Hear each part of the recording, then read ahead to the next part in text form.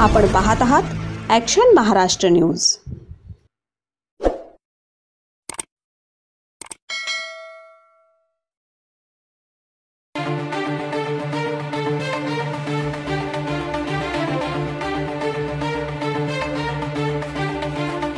तर ही गाडी जिला व्हॅनिटी व्हॅन म्हणतात ती बनवण्यात आली आहे मनोज जरांगेंसाठी, ज्यात सोफा आहे, एसी आहे, फ्रीज आहे, टीव्ही आहे।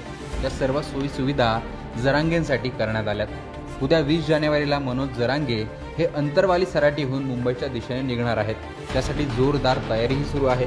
जरांगे यांच्या अंतरवाली ते मुंबई प्रवासासाठी ही खास गाडी तयार केली असून त्यांचा प्रवास हा सुखकर आणि आरामदायी व्हावा याच उद्देशाने बीडमधील मराठा समन्वयक गंगाधर काळकुटे आणि त्यांच्या सहकाऱ्यांनी व्हॅनिटी व्हॅन जरांगेंसाठी उपलब्ध करून दिली आहे। आज पुण्यावरनं आम्ही मी आणि आमच्या सहकाऱ्यांनी ही व्हॅन इथं किरायाने आणलेली आहे आणि ही व्हॅन आणण्यामागं आमचा उद्देश हा आहे की मराठा योद्धा मनोज जरांगे पाटील हे गेले 5 महिने झालं रात्रीचा दिवस दिवसाची रात्र करून स्वतःचा जीव धोक्यात घालून महाराष्ट्रात फिरतायत। 2 वेळेस उपोषण केलेलं आहे, त्यामुळेही त्यांची तब्येत सतत खालवत असते आणि मुंबई ते आंतरवली हा प्रवासही मोठा आहे। याच्यामध्ये मुक्काम आमचे खेडेगावातल्या वेगवेगळ्या पटांगणामध्ये डोंगरामध्ये आहेत। तिथं आरोग्याच्या सुविधासाठी शौचालयाची सुविधा असेल, झोपण्याची सुविधा असेल आणि विशेष करून त्यांच्या सुरक्षेचा मुद्दा आहे। या सगळ्या गोष्टीचा विचार करून ही व्हॅन आम्ही त्यांना किरायाने आणून पाटलांसाठी आम्ही पूर्ण मुंबई दौऱ्यापर्यंत ही व्हॅन त्यांच्यासोबत राहणार आहे।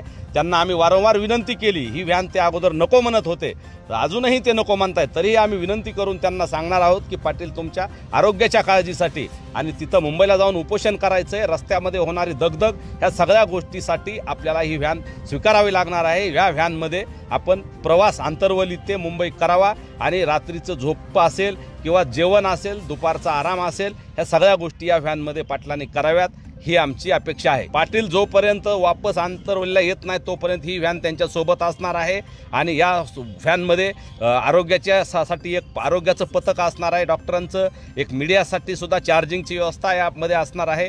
तसेच जर कुणाला इथं आल्यानंतर पाटलांना थोडासा आराम करायचा असेल, सकाळी उठल्यानंतर 12पर्यंत पाटील चालणार आहेत, नंतर जर थोडा आराम करायचा असेल कुठं थांबल्यानंतर तर तिथं आराम करायची सुविधा आहे, बाथरूम असेल, टॉयलेट असेल, या सगळ्या आणि सुविधा त्यामध्ये आहेत। आणि मला वाटतं ही व्हॅन आतापर्यंत अनेक पुढाऱ्यांनी, राजकीय लोकांनी वापरलेली आहे, सेलिब्रिटींनी वापरलेली आहे आणि मनोज जरांगे पाटील हे तर 5-6 कोटी मराठ्यांचे आयडॉल आहेत।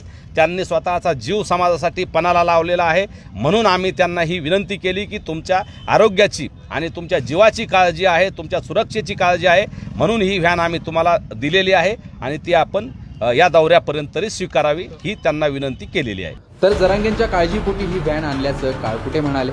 जरांगेने नकार दिला असला तरी आपण आग्रह करणार असंही त्यांनी सांगितलंय।